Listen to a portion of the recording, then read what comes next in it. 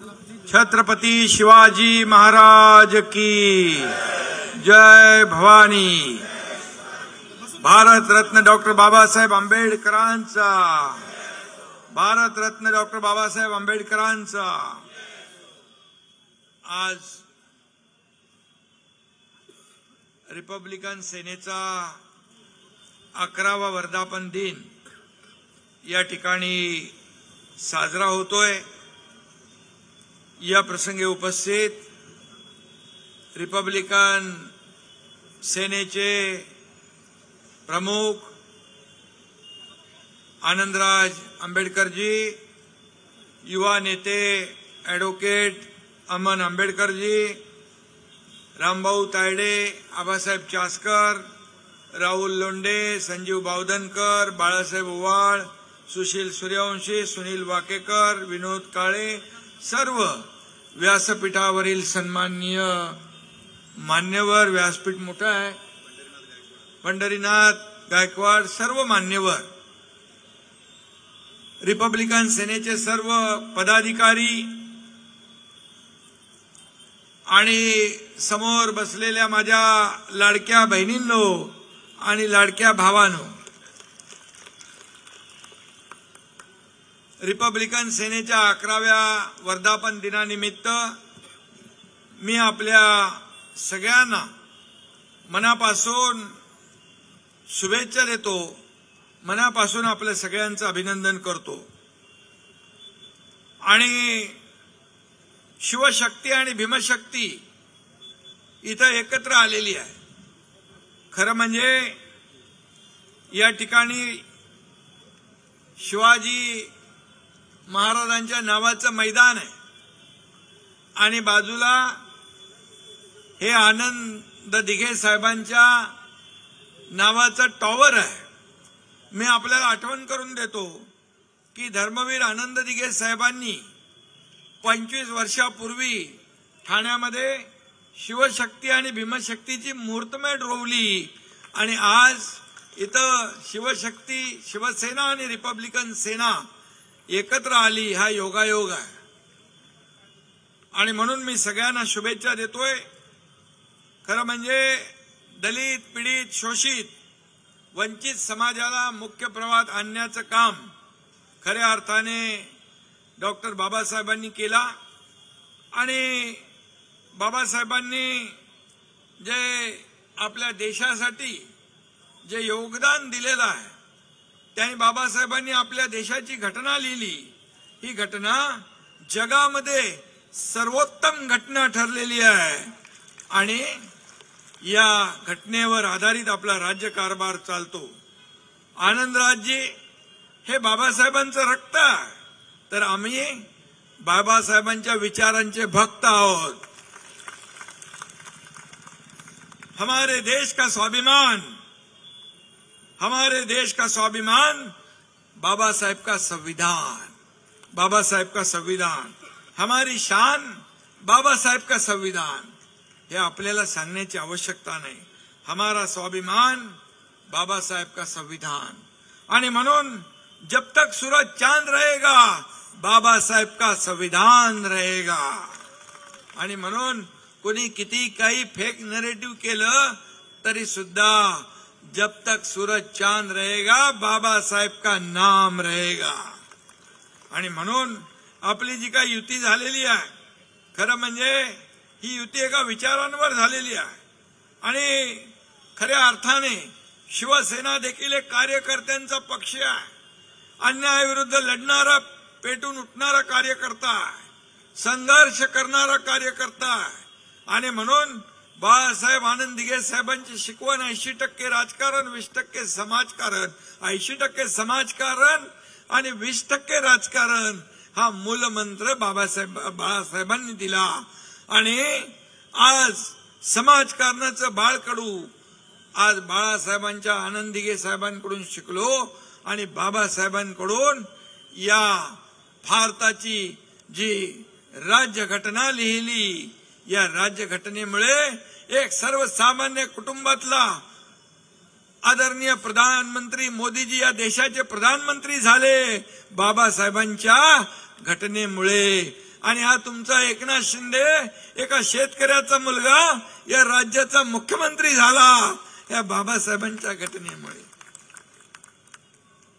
आणि म्हणून रिपब्लिकन सेना पण कार्यकर्त्यांची चळवळ असलेला पक्ष आहे, अन्यायाविरुद्ध रस्त्यावर उतरून न्याय मिळवून देणारा पक्ष आहे।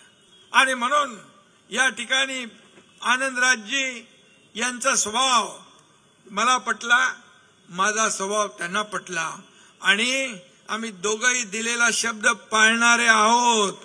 एक बार मी म्हणतो नेहमी, एक तर बाळासाहेबांनी आम्हाला सांगितलं की शब्द देताना 10 वेळा नाही 100 वेळा विचार करा, पण एकदा शब्द दिला कि माघार नहीं।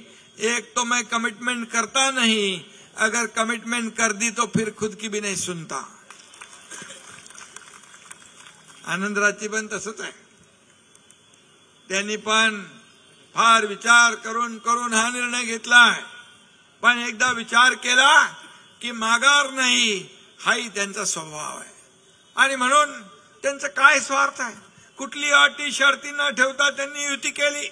त्यांचं एवढंच म्हणणं होतं, माझा सर्वसामान्य कार्यकर्ता त्याला न्याय मिळाला पाहिजे, सर्वसामान्य कार्यकर्त्याला या ठिकाणी मुख्य प्रवाहात आणलं पाहिजे, असा नेता पाहिजे, नाही तर मला काय देताय ते बोला, असे नेते बरेच आहेत, पण माझ्या कार्यकर्त्याला काय मिळेल ते बोला, असा नेता आनंदराज आंबेडकर यांच्या रूपाने। आणि म्हणून मी आपल्याला एवढंच सांगतो की बाबासाहेबांचे रक्ताचे नातू म्हणून ज्यांचं काम या महाराष्ट्रामध्ये खऱ्या अर्थाने बाळासाहेबांच्या विचारांचे वारस आम्ही आहोत आणि खऱ्या अर्थाने बाबासाहेबांच्या रक्ताचे वारस आनंदराज आहेत। आणि म्हणून युती ही एवढी मजबूत युती आहे, ही युती ही स्वार्थासाठी झालेली नाही, खुर्चीसाठी झालेली नाही, हा सर्वसामान्यांना न्याय देण्यासाठी झालेली आहे, न्याय देण्यासाठी। आणि म्हणून या ठिकाणी मी आपल्याला एवढंच सांगेन की भीमशक्ती आणि शिवशक्ती ही एक वज्रमुठ आहे, एक वज्रमुठ एकत्र आल्यावर काय होतं आपल्याला माहित आहे। आणि म्हणून ताकद आपल्याला कायम ठेवायची आहे, या ताकदीमुळे अन्यायाविरुद्ध आपल्याला न्याय मिळवायचा आहे। आणि म्हणून हा एकनाथ शिंदे तुमच्या सदैव पाठीशी खंबीरपणे उभा राहील ही खात्री आपल्याला देतो। आणि आनंदराजजींच्या बद्दल काय सांगायचं, हमको नहीं किसी से डर, हमको नहीं किसी से डर, हमारे साथ है आनंदराज आंबेडकर।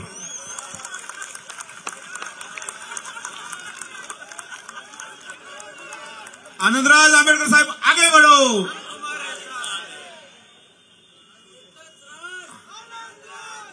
आणि म्हणून मी आपल्याला एवढंच सांगतो, या आज खऱ्या अर्थाने आपला 11वा वर्धापन दिन आहे आणि म्हणून मी आपल्या सगळ्यांना शुभेच्छा देतोच आहे।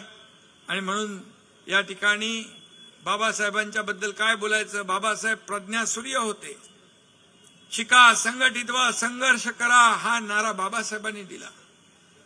बाबासाहेब हे देशातले एकमेव नेतृत्व होतं की विदेशामध्ये लंडनमध्ये जाऊन डिग्री घेणारे बाबासाहेब होते, हा अभिमान आपल्याला। आणि म्हणून लंडनमध्ये त्यांचं वास्तव्याचं ठिकाण आपल्या सरकारने त्याचं जतन केलं एक स्मारक म्हणून। बाबासाहेबांचं इंदू मिल इथं मोठं स्मारक होतंय, जगाला हेवा वाटावा असं स्मारक इंदू मिल मध्ये बाबासाहेबांचं होतं।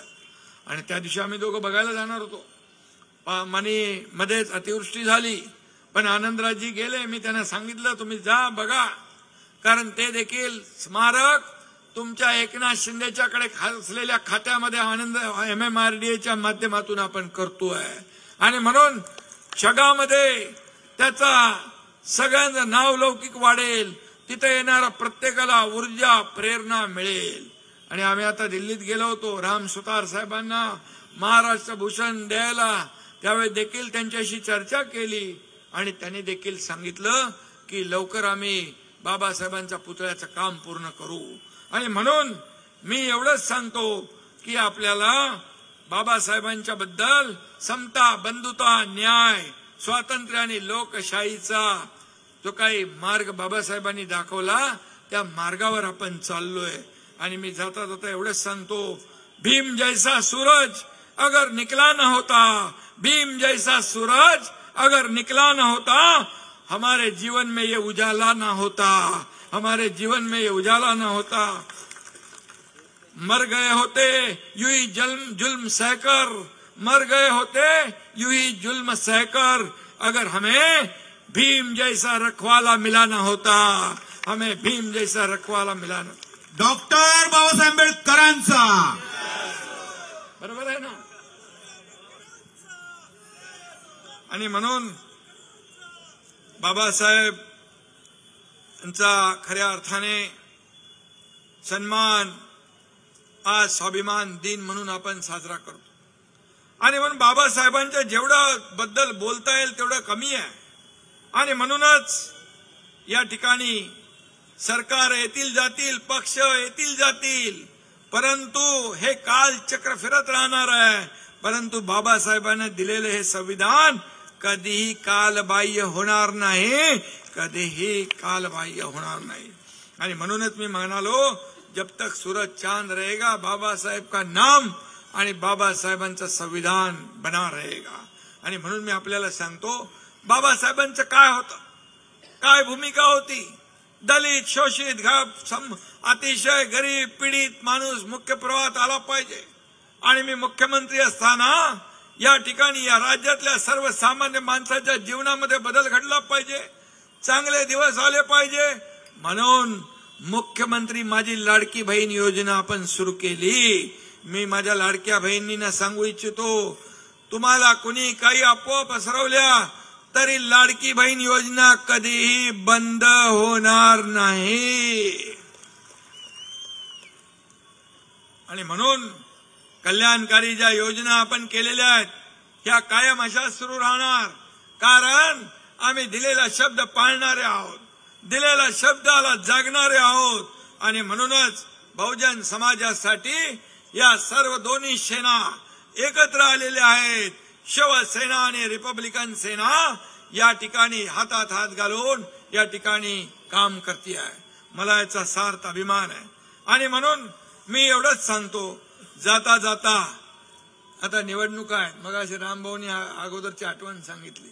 जाता जाता एवढंच सांगतो, साधे सिंपल आणि विचार पुढे नेणारे आनंदराज जवळचे आहेत. त्यामुळे एकच सांगतो, विरोधकांची उडवू दैना, कारण मैदानात उतरली शिवसेना आणि रिपब्लिकन सेना. पुन्हा एकदा आपल्याला वर्धापन दिनाच्या खूप खूप शुभेच्छा. धन्यवाद. जय हिंद, जय महाराष्ट्र, जय भीम. धन्यवाद आदरणीय नामदार एकनाथ शिंदे साहेब, आपण या मंचावर आलात, या वर्धापन दिनासाठी उपस्थित झालात. आम्ही खूप